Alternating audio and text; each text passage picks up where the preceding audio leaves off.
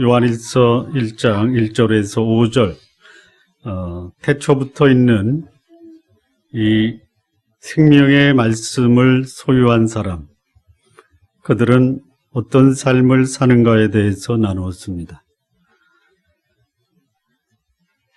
이 태초부터 있는 영생의 말씀을 소유한 이 사람,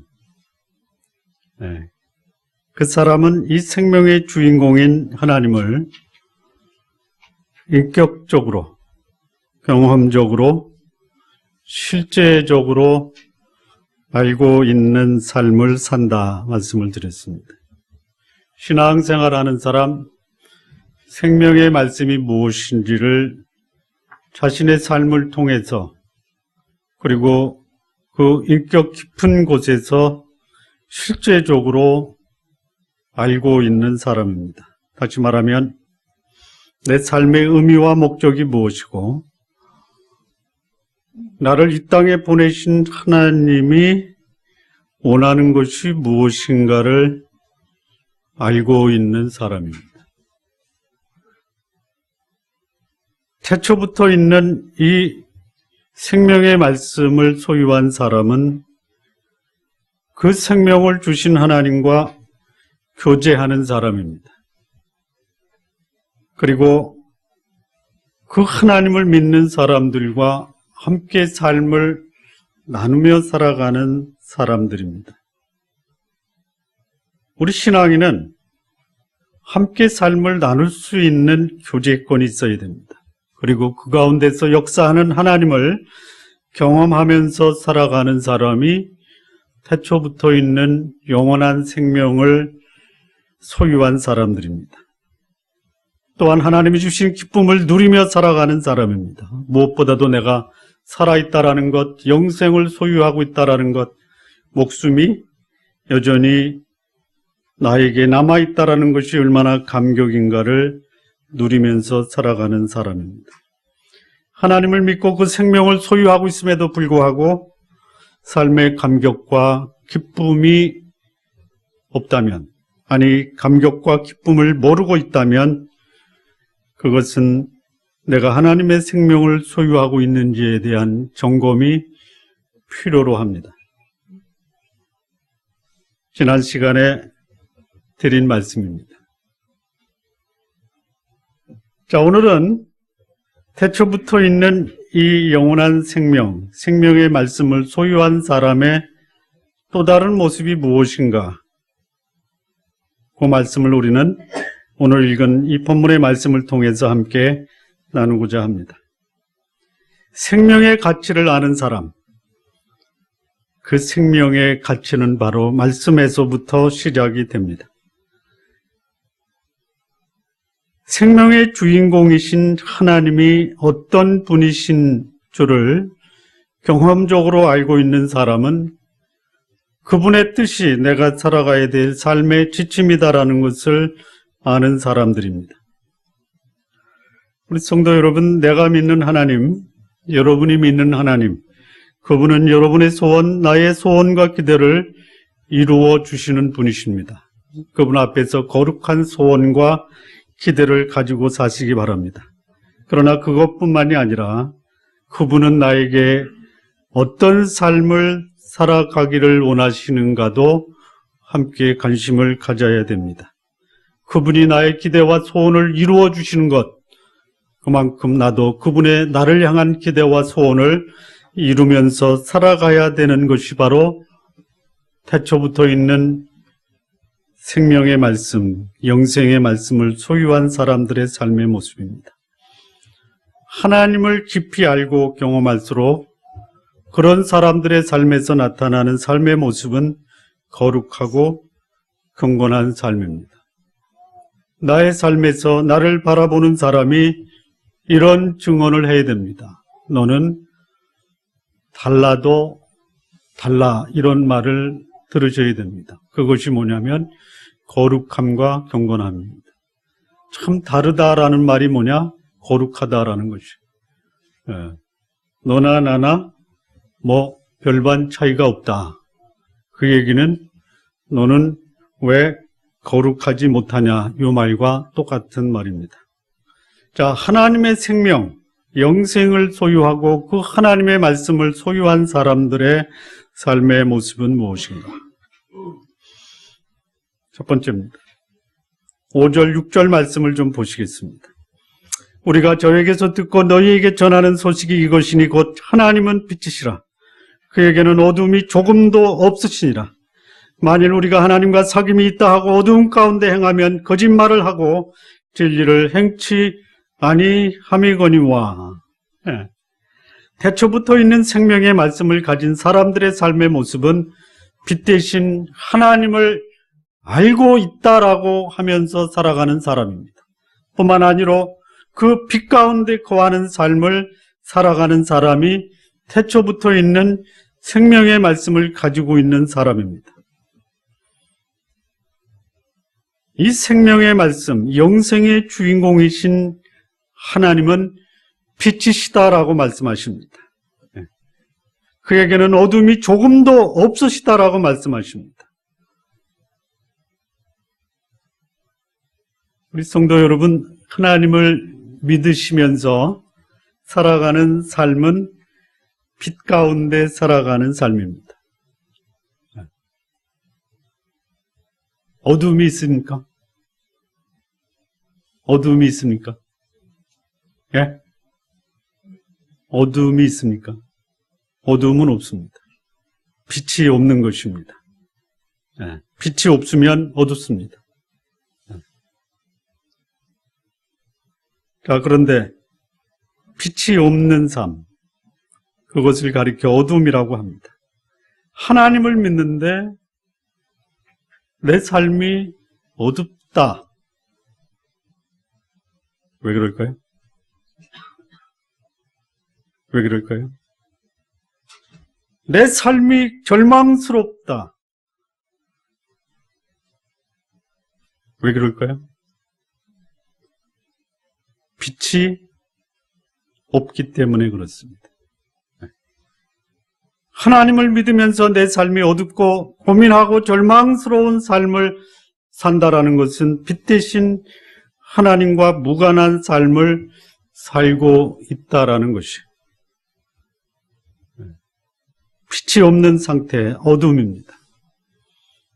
어둠 가운데 있는 사람들의 삶의 모습. 그야말로 깜깜하면요, 방향 감각을 상실하게 됩니다. 전혀 주변을 돌아볼 수가 없습니다. 자신의 실체에 대해서도 제대로 볼 수가 없습니다. 즉, 빛이 없는 어둠의 상태는 자신의 삶의 목적을 상실하고 살아갑니다. 왜 사는지 물어보면 화를 내는 사람, 어둠 가운데 있습니다라고 간접적으로 말하는 것입니다. 자신의 모습이 어떤지 다른 사람은 아는데 자신만 모르는 사람, 그것은 저는 어둠 가운데 살고 있다는 것을 보여주는 것입니다. 자신의 삶이 잘못되어도 이것이 잘못된지 모르고 살아가는 것, 요거 빛이 없이 살아가는 상태를 말합니다. 하나님 없이 살아가는 사람들, 빛을 상실한 상태로 살아갑니다. 하나님은 빛이시기 때문에 이 하나님을 믿고 그분을 모시고 그분 앞에 사는 사람, 자신의 상태를 제대로 인식하면서 살아갑니다.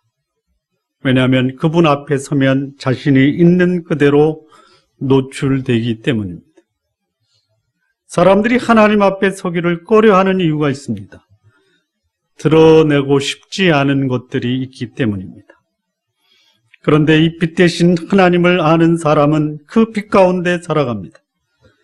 자신을 빛 대신 하나님 앞에 노출시키고 그리고 그분 앞에 자신을 성찰하며 그 빛의 인도함을 살아가는 것을 기뻐하는 사람들입니다.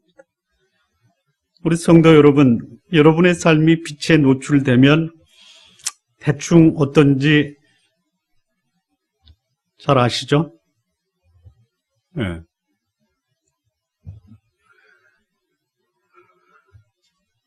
빛 가운데 노출돼야지 그래도 더럽구나, 깨끗하지 못하구나 알고 그것을 바로 잡을 수가 있습니다. 그게 복입니다. 우리 성도 여러분, 빛 가운데 살아가는 사람도 깨끗한 존재는 아닙니다. 아시죠? 예? 왜 끄떡끄떡? 어둠 속에서 추한 삶을 살다가 빛이 비추어 자신의 모습을 보고 자신을 성찰하고 회개하고 빛의 도움으로 새로운 삶을 살아가는 사람들이 신앙인입니다. 생명의 말씀을 소유한 사람은 이 빛을 받아들인 사람이에요. 그리고 자신의 추한 삶을 청산하고 거룩하고 경건한 삶을 살겠다라고 다짐한 사람들입니다. 그렇습니까? 그렇습니까? 그래서 다짐한 대로 잘 되십니까? 전혀 말귀를 못 알아듣는 분. 잘 되십니까? 안 돼요? 된다라고 해주세요. 전보단 훨씬 나아졌다 이렇게 말씀을 해주시기 바랍니다. 전보다 좀 나아지셨습니까? 하나님과 사귐이 있다고 하면서, 다시 말하면 빛 가운데 거한다고 하면서 어둠 가운데 행하고 여전히 절망스럽고 고통스럽다면요, 요거는 거짓말하는 자다라고 말합니다. 여러분, 거짓말하는 게 낙으로 사는 사람들이 있더라고요. 다른 사람을 사기치고 거짓말하면서 자신의 이기심을 충족하는 데 인생을 거는 사람들이 있습니다. 내년에 잘 뽑으시기 바랍니다.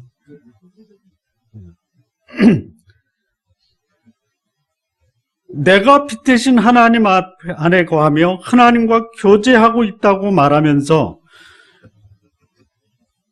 내 삶의 목적과 방향이 불분명하다. 이것이 거짓말하고 있다라는 것이. 뭐 약속한 거 안 지키는 거는 당연한 거고요. 내 스스로에게 내 삶의 목적과 방향이 뭐냐. 차라리 그냥 그렇게 난 사기치고 거짓말하는 게 내 인생의 방향이다. 차라리 그게 정직한 겁니다. 차라리. 그렇게 살지 마십시오. 내 삶이 얼마나 사람들에게 불쾌감을 주고 불편하게 하고 나의 삶이 얼마나 불결한지를 인식하지 못하고 있다면 요 빛 가운데 있다라고 말하는 그 사람이요, 거짓말하고 있다라는 거죠. 여러분, 부족한 사람하고는 살아도요, 거짓말하는 사람하고는 살지 마십시오. 영생의 말씀을 소유한 자는 그 말씀의 주인공이신 빛 대신 하나님 안에 거하여 삶의 분명한 목적과 방향, 그리고 거룩한 삶을 사는 사람들입니다.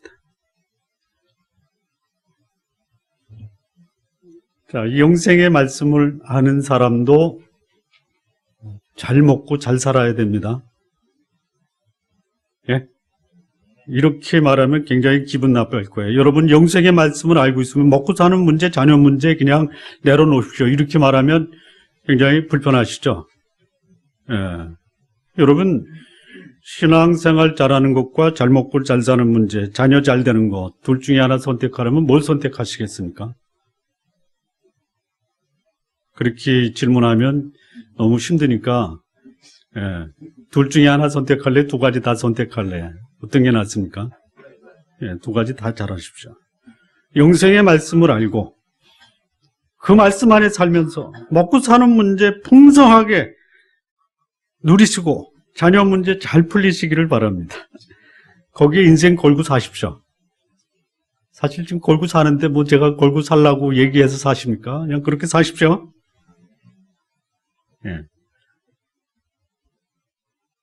그 수준은요, 좀 낮죠. 좀 낮죠. 그렇잖아요. 그 심리학자 에이브라임 메슬로우라고 하는 사람이 인간 욕구의 5단계를 얘기할 때 먹고 사는 문제, 자녀 문제, 요 안전 또는 발전 문제거든요. 요걸 제일 낮은 겁니다. 예, 아주 낮은 거예요. 예. 그 어느 사회학자는 그 문제를 위생에 신경을 쓰는 거다 이렇게 얘기하더라고요. 위생 아시죠? 예, 화장실 청소하면서 하는 거다 이 얘기입니다. 예, 좀 정원을 가꾸고 사시기 바랍니다. 예? 예, 화장실 청소하면서 인생 보내지 말고 예, 인생을 좀 정원을 가꾸면서 살라라는 것이에요. 수준 높은 삶을 살아야 할 필요가 있지 않겠느냐라는 것이에요. 예, 여러분의 인생이 먹고 사는 문제, 주변 사람, 그리고 여러분 주변에서 일어나는 사건에 관심을 가지면요, 그런 삶을 가리켜 수준 낮은 삶이거나 아니면 그저 그런 사람, 그런 삶이다라고 얘기합니다. 적어도 수준 높은 삶을 살려면요, 적어도 자아실현이라는 게 인생의 목적과 의미가 있어야 돼요. 예. 그리고 좀 사고의 깊이와 넓이가 있어야 된다. 예. 사상과 신앙의 가치를 알고 이 현실과 신앙의 조화를 이루는 삶이 수준 높은 삶이라는 것이. 예. 우리 성도 여러분, 하나님과 그 아들 예수 그리스도를 믿고 하나님의 자녀가 되었다라고 하신다면요, 적어도 빛 가운데 거하여 내가 사는 삶의 이유와 목적이 무엇인가를 분명하게 정리하셔야 됩니다. 그리고 거룩하고 경건함으로 하나님과 교제하며 살고 있다는 것을 여러분의 삶으로 여러분을 바라보는 사람이 알 수 있도록 해주셔야 되는 것이죠. 이게 영생의 말씀을 소유한 사람들의 삶의 모습입니다. 네. 자, 두 번째입니다. 두 번째. 태초부터 있는 이 영생의 말씀을 소유한 사람들의 삶의 모습은 어떠하냐. 7절 말씀을 보시겠습니다. 저가 빛 가운데 계신 것 같이 우리도 빛 가운데 행하면 우리가 서로 사귐이 있고 그 아들 예수의 피가 우리를 모든 죄에서 깨끗하게 하실 것이요. 태초부터 있는 이 영생의 말씀을 소유한 사람은요, 죄 용서, 죄 사함의 확신을 갖고 있고, 그리고 성도들 간의 아름다운 교제의 삶을 살아갑니다. 자, 교제가 먼저입니까? 죄 용서에 대한 확신이 먼저입니까? 예? 죄 용서에 대한 확신. 여기는 이제 이렇게 나왔어요. 저가 빛 가운데 계신 것 같이 우리도 빛 가운데 행하면, 즉 태초부터 있는 영생의 말씀으로 하나님을 알고 그분을 경험한 사람은 서로 사귐이 있다. 맞습니다. 예. 그러나 그 전에 있어야 될 것이 뭐냐면 그 아들 예수의 피가 우리를 모든 죄에서 깨끗하게 하셨다라는 것을 선행적으로 경험을 하셔야 됩니다. 여러분, 생명의 말씀, 태초부터 있는 이 영원한 말씀을 소유한 사람은요, 그 말씀으로 내 삶이 생명을 가지고 있고 이 생명이 내 속에서 역사하고 있는 것을 경험하는 사람입니다. 그러면 이 생명의 말씀이 내 속에서 역사하면 어떤 일이 벌어지느냐? 내 속에서 나를 끈질기게 붙들고 늘어지면서 나를 괴롭히는 이 죄에서 참된 자유를 누리는 사람입니다. 여러분, 죄에서 자유를 누리는 게 더 힘듭니까? 아니면 궁핍과 결핍에서 자유하는 게 더 힘듭니까? 1번, 2번으로 할까요? 죄에서 자유를 누리는 삶이 어렵습니까? 부족한 상태에서 풍부함에 이르는 삶이 어렵습니까? 1번이에요? 여러분 1번을 택하시면요, 2번은 좀 쉽죠? 예? 어려운 문제 풀면요, 쉬운 문제는 금방 풀립니다. 자녀들에게 인수분해 못했다고 꾸중하지 마십시오. 삼각함수를 풀면 그냥 풀리는 거죠. 예. 근데 쉬운 문제를 끌어안고 거기에 인생을 걸어요. 그러니 더 큰 어려운 문제는 걸떠보지도 않는 거예요. 예. 나를 억누리고 괴롭히는 것은 물질적 결핍이 아니에요. 사회적 지위가 낮은 것이 아닙니다. 오히려 어두운 가운데서 방향 감각을 상실하고 나를 그렇게 살게 했던 나의 욕심, 이기심, 이 욕망을 극복하지 못한 것이었어요.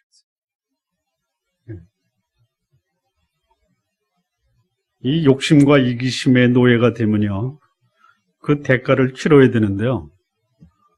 이게 부족해서 치르는 대가보다 훨씬 더 가혹합니다. 네, 가혹해요. 네.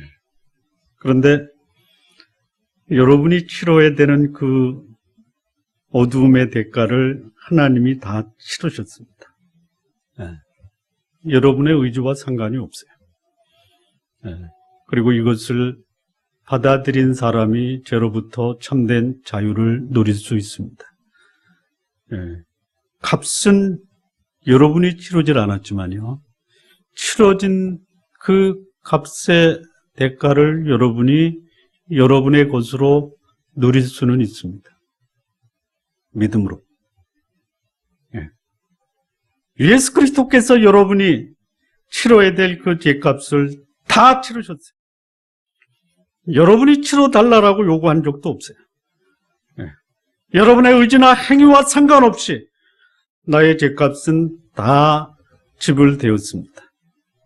이것이 나에게 적용되는 것은 그 값을 지불하신 하나님, 그리고 그 값을 치르기 위해서 십자가에서 그 죄값을 치르신 예수 그리스도를 내가 믿음으로 받아들이느냐 아니면 거절하느냐에 달려있는 것이죠. 우리 속담에 그런 말 있잖아요. 양잿물도 공짜면 뭐라 그랬죠? 곱빼기로 마신다. 드릴까요? 공짜로. 안 드시죠? 양잿물은 공짜로 줘도 마시지 마시고요. 이 영생은요, 돈 주고 받으라고 해도 받으시기 바랍니다. 근데 공짜예요. 여러분, 지불 능력이 없습니다. 네, 지불 능력이 없어요. 거저예요, 거저. 네. 생명 되신 말씀, 말씀이 육신을 입고 이 땅에 오신 예수 그리스도를 믿는 자에게는요, 놀랍게도 그를 얽매고 있는 이 죄의 사슬이 풀어줍니다. 죄에서 자유케 됩니다. 거룩하고 경건한 삶, 하나님을 닮은 삶이 가능하게 된다는 것이죠. 왜 내 삶 속에 아직도 풀어주지 않는 이 죄의 사슬이 나를 얽매고 있느냐?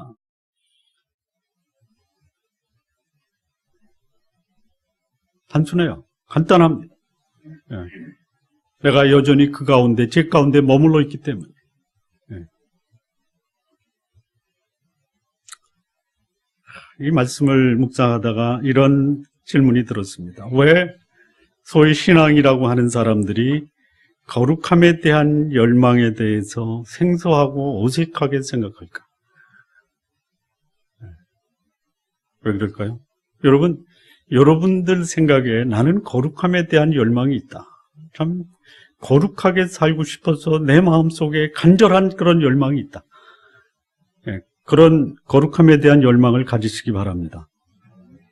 그런데 그 거룩함에 대한 열망이 간절합니까? 생소합니까?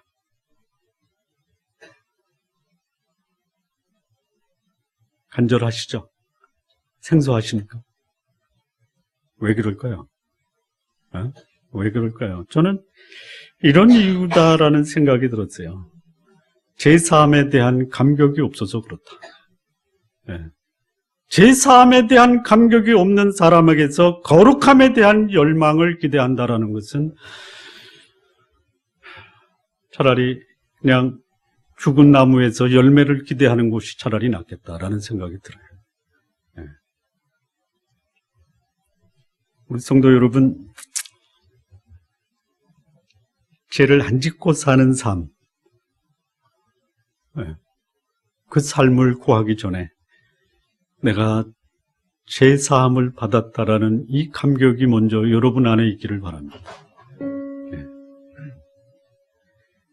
제가 더 이상 어쩔 수 없는 완전한 죄 용서를 받은 사람이 하나님이 인정하는 의로운 자가 되었다라는 것을 이 영생의 말씀을 소유한 사람들이 누리는 삶입니다. 우리 성도 여러분의 삶 속에 이런 복된 삶이 여러분의 삶 속에 자리 잡기를 진심으로 바랍니다. 또한 이 영생의 말씀을 소유한 사람은 그런 말씀을 소유한 사람들과 더불어 삶을 나누는 교제의 삶이 있습니다. 빛 가운데 거하여 삶의 목적과 의미, 거룩하고 경건한 삶을 사는 이들과 서로 격려하고 위로하고 부족한 것을 주고받으면서 사는 삶이 영생의 말씀을 소유한 사람들의 특권입니다. 그리고 교회는 이런 교제가 이루어져야 건강하고 거룩한 교회입니다.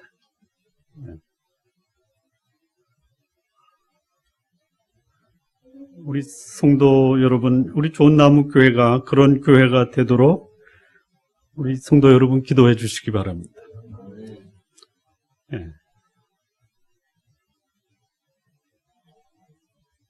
이 좋은 나무 교회의 성도님들의 삶은 참으로 거룩하고 경건하고 서로 위로하고 격려하고 그리고 이곳에서 여러분과 여러분의 가정과 여러분의 자녀들이 거룩한 삶이 되는 그런 신앙의 교제권을 이룰 수 있도록 여러분들이 그런 교회로 만들어 주시기를 바랍니다. 목사가 그 일을 해달라고 저한테 부탁하시지 마시기 바랍니다.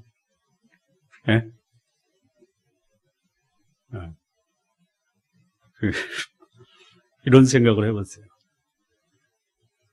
내가 이 교회에서 5년 동안 사역을 하고 나서 평가할 때 이 교회 성도들이 전혀 거룩한 교제를 안 한다.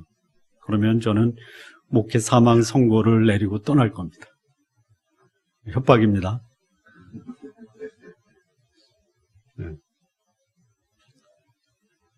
경건하고 삶을 나누며 서로 격려하는 교제권이 있는 그 교회야말로 그 교회를 통해서 하나님이 아름다운 열매를 맺게 하실 것이요.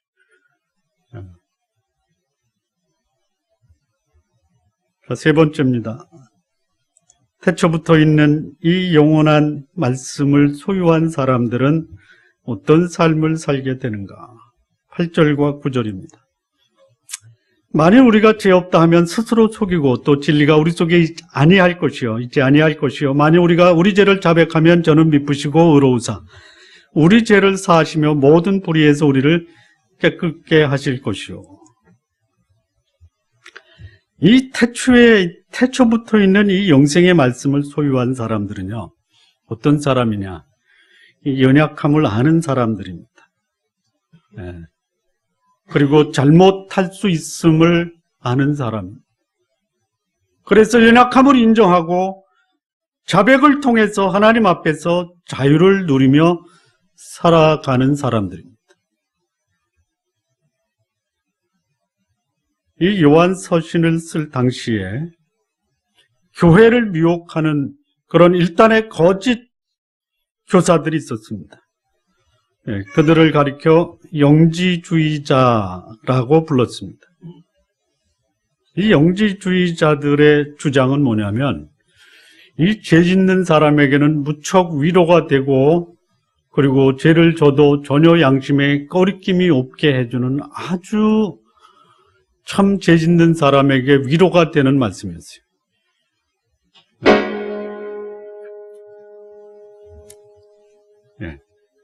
여러분, 죄 짓고 그 죄가 아니다라고 하면 위로가 됩니까? 아니면 마음이 아파집니까?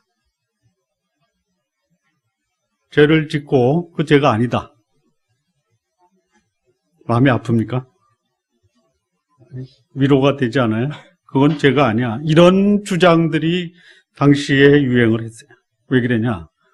소위 말하는 이원론적 사상 때문입니다. 육체는 악하다. 영혼은 깨끗하다. 육체는 소멸될 것이다. 영혼은 영원하다. 내가 육신을 입고 있는 한 이 육신은 결코 깨끗해질 수가 없다. 악하다. 그러니 나는 내 육신이 아니고 진정한 나는 내 영혼이다. 그래서 내 육신이 지은 죄는 내가 지은 것이 아니다. 나는 죄를 짓지 않았다. 또 내 영혼이 나니 내 영혼은 죄가 없다. 이런 사상들이 교회 속에 들어왔어요. 그거는 하나님도 모르고 성경도 모르고 진리의 말씀을 전혀 모르는 사람들의 주장입니다. 성경은 말합니다. 영생의 말씀을 소유하고 그 생명의 가치를 경험한 사람, 그들의 육체는 거룩한 하나님의 성령이 거하시는 성전이 되었다라고 말합니다. 육체가 죄를 지어서 영혼은 상관이 없다라고 말하는 것은 거짓말입니다. 내 육체는 거룩한 하나님의 성령이 거하는 성전입니다. 영생의 말씀을 소유하고 그 생명의 가치를 아는 사람, 그 영혼과 육체가 구원받은 거예요. 물론 그 사람은 여전히 불완전한 사람입니다. 내 육체는 예수 그리스도를 믿고 영원한 생명을 소유하고 있음에도 불구하고 여전히 내 육체는 죄의 습성에 익숙해서 죄를 짓는 데 익숙한 삶을 살아가고 있어요. 생명의 말씀을 소유한 사람, 차라리 이렇게 고백하는 것이 낫습니다. 저는 영생의 말씀을 소유하고 있습니다. 그럼에도 불구하고 저는 완전하지 못합니다. 저는 여전히 죄의 습성에 유혹을 받는 연약한 존재입니다. 그러나 완전함을 추구하기를 원합니다.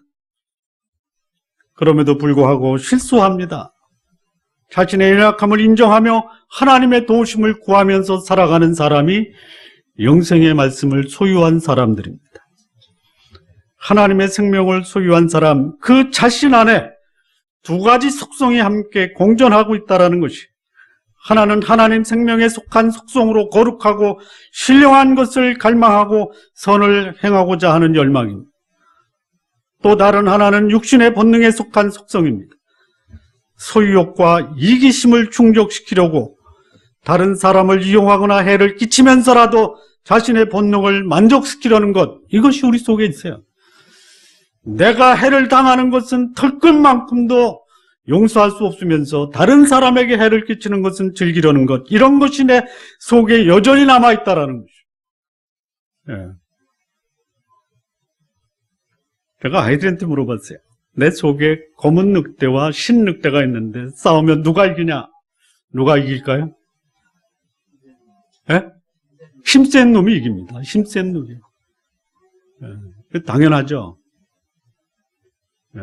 조금 쉽게 얘기하죠. 흰 늑대와 검은 늑대가 싸우면 누가 이깁니까? 힘센 거는 나왔으니까 말고. 많이 먹는 놈이 이기는 거예요. 많이 먹는. 많이 먹이시기 바랍니다. 흰 늑대를 많이 먹여야 돼요. 우리 속에요. 검은 늑대가 있어요. 죄의 습성이 있어요.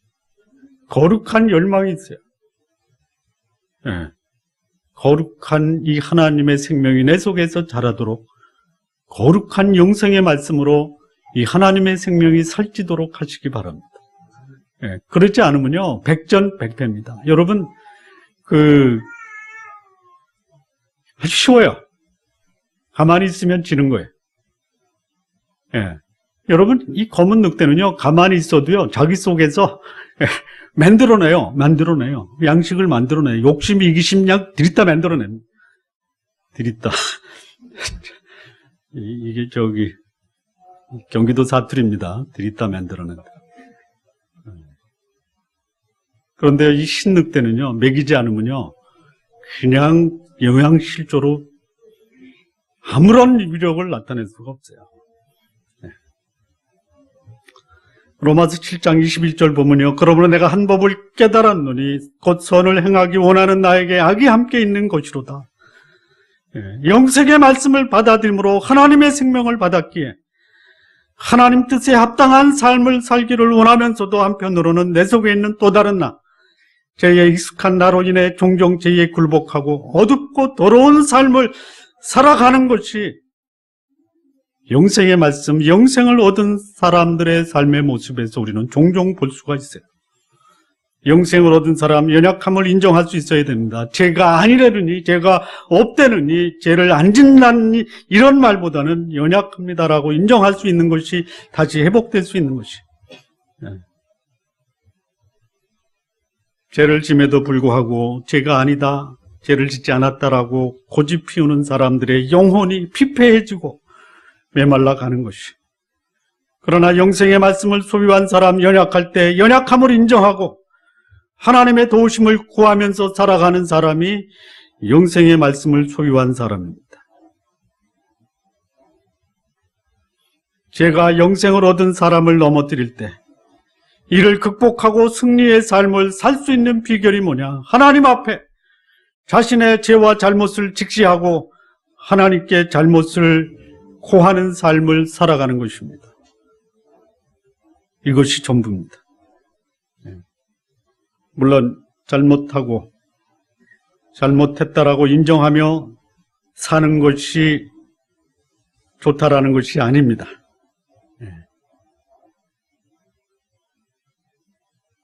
잘못할 수밖에 없다라는 것이 우리의 모습이에요. 그래서 그것을 인정하고 그리고 원치 않지만 잘못을 행할 때 그 잘못됐다라고 인정하면서 하나님의 자비와 공의를 구하는 삶이 영생의 말씀을 소유한 사람들이에요.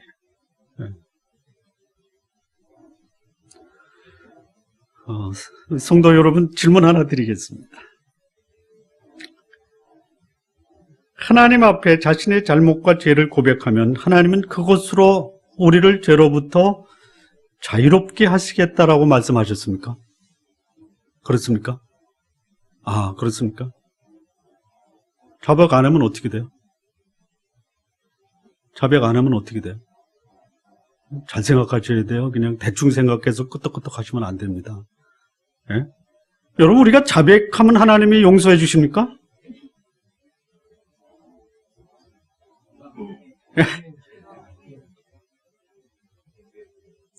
회개해야죠, 회개. 회개는요, 이미 예수님께서 십자가에서 죄 문제 다 해결하시고 용서하셨죠?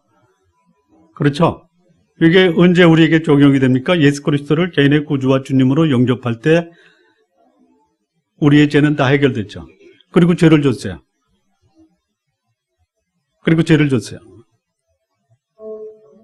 영생을 소유하고도 죄를 짓죠. 그러면 자백하면 용서하십니까? 아니죠. 아니에요. 자백을 통해서 죄를 용서하시겠다라는 것이 아니에요. 예. 그럼 뭐예요? 왜 자백하라고 하시는 거예요? 여러분, 예수 믿고 죄를 졌을 때 우리가 괴롭힘을 당하죠. 뭐로부터 괴롭힘을 당해요? 양심이 괴롭죠. 그걸 뭐라고 그래요? 죄책이에요. 죄책. 예. 그리고 그 죄책으로부터 그거 자유를 못 누리면요, 아예 그 죄 가운데 눌러 앉으려고 하는 경향이 있어요. 그거 벗어나야 되거든요. 예. 양심의 자유, 이 죄책으로부터 자유, 죄의 영향력으로부터 자유를 누리기 위해서 하나님이 우리에게 만들어주신 그 방편, 장치가 뭐냐? 자백이라는 것이에요. 예. 내 속에 있는 이 죄의 습성으로부터 참된 자유를 누리게 하는 것. 예. 이게 자백입니다. 이게 자백이에요. 예. 죄에 끌려다니는 삶으로부터 죄 용서에 대한 감격을 회복시키는 것이 뭐냐? 그게 자백입니다. 예. 예수 믿고 죄를 지으면 영생을 잃어버리는 것이 아닙니다. 예. 죄사함을 잃어버리는 것이 아니에요. 예. 죄로 인해서 내 삶 속에 살아가는 삶의 동력을 잃어버리고 죄책에 사로잡혀서 아무것도 못하는 것이, 그것으로부터 하나님이 우리를 자유롭게 하는 방법이 뭐냐? 자백하라, 자백. 여러분, 이 자백의 위력이요. 해본 사람은 알 것이에요. 하나님, 제가 또 잘못했습니다. 그러면, 그렇지, 나도 알아. 예, 그러니 자백한 것으로 됐다. 다시 자유를 주시는 거예요. 예. 그럼 자백하세요. 자백하세요. 육신의 연약함으로 죄를 지을 때 하나님이 그의 자녀들을 위해서 예비하신 생명력 있는 삶을 살게 하는 방법이 뭐냐? 그게 바로 자백이라는 것이에요. 자백은 하나님을 위한 길이 아닙니다. 우리의 연약함을 다시 회복하고 새롭게 생명력 있는 삶을 살게 하는 그 길로 하나님이 우리에게 허락하신 선물이 뭐냐? 자백입니다. 자백. 자백. 영생의 말씀을 소유한 사람은 완전한 사람이 아닙니다. 그래서 완전하지 않아도 된다라는 것도 아닙니다. 완전을 추구하면서 살아야 됩니다. 죄를 안 짓는 사람이 아닙니다. 그래서 죄를 지어도 좋다라는 것이 아니에요. 죄를 안 짓도록 노력하고 죄를 지으면 그 죄를 해결할 수 없는 자신의 연약함을 인정하고 하나님 앞에 그 죄를 자백함으로 우리 속에서 하나님의 생명이 다시 그 생명력을 갖고 살아나도록 하는 그런 삶을 살아가는 사람이에요. 신앙에는 완전한 거룩한 삶이 아니라 점점 거룩해져 가는 삶을 살아가는 사람들입니다. 성도 여러분, 여러분의 영혼의 자유를 위해서 죄를 가급적이면 짓지 마십시오. 완전히 짓지 말라라고 하면 제가 할 수도 없는 것을 여러분 어깨에 짐을 지기 때문에 안 되는 거고요. 할 수만 있다면 죄를 짓지 않고 사시도록 하시기 바랍니다. 혹시 죄를 지으면요, 우리의 영혼이 다시 자유를 회복하도록 주저하지 말고 자백하시고 하나님께서 주시는 그 생명의 에너지가 여러분 속에서 다시 솟아나게 하시기를 바랍니다. 네 번째입니다. 네 번째. 태초부터 있는 이 영생의 말씀을 소유한 사람, 10절 말씀입니다. 만일 우리가 범죄하지 아니하였다 하면 하나님을 거짓말하는 자로 만드는 것이니 또한 그의 말씀이 우리 속에 있지 아니하니라. 이 영생의 말씀을 소유한 사람은 어떤 사람이냐? 그 말씀을 묵상하는 사람입니다.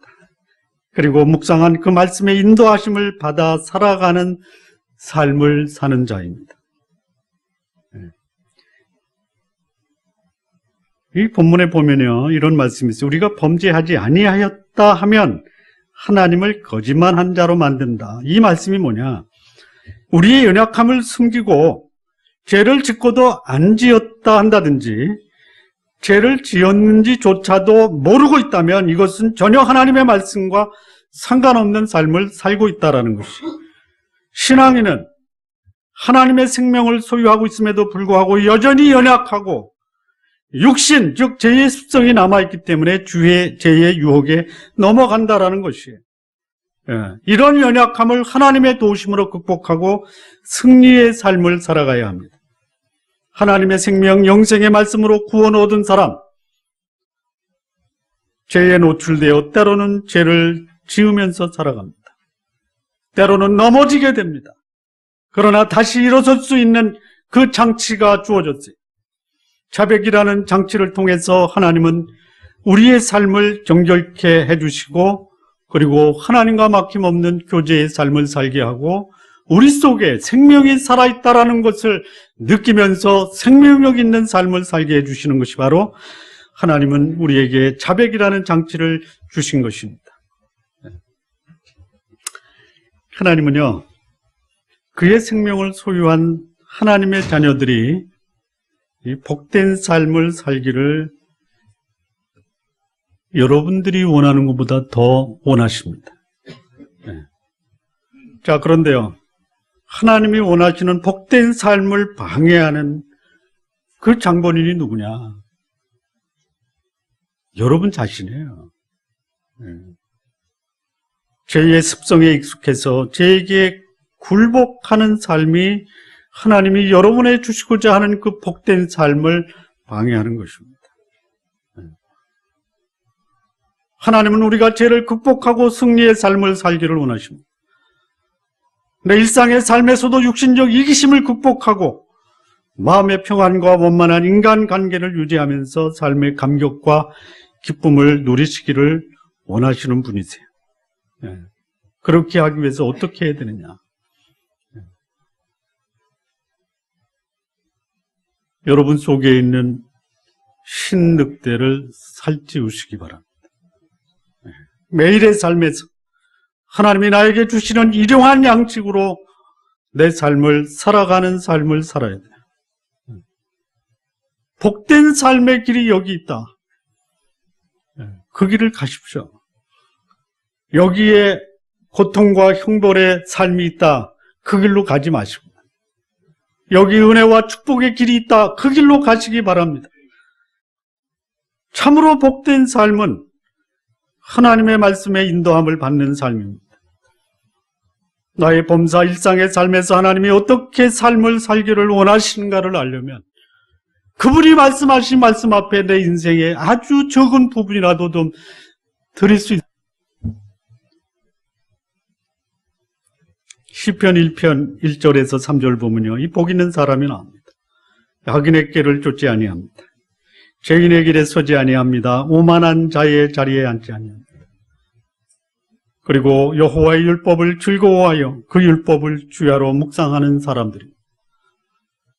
이런 사람, 시냇가에 심은 나무가 시조를 쫓아 과실을 맺으며 그 잎사귀가 마르지 아니함 같으니 그 행사가 다 형통하리로다. 여러분 살아가는 삶이 다 형통하기를 원하시죠? 그렇게 사시기 바랍니다. 어떻게 사시면 됩니까? 악인의 꾀가 뭐냐면요, 악하다라는 것이 아무렇게나 사는 것입니다. 아무렇게나 사는 것이 뭐냐? 육신적 본능에 충실한 삶이 아무렇게나 사는 것이에요. 본능적 삶을 살면서 형통하기를 바란다. 안 되잖아요. 네? 아시잖아요. 뿌린 대로 거둔다라고 하는데 아무렇게나 뿌리고 형통한 것을 거둔다. 억울하잖아요.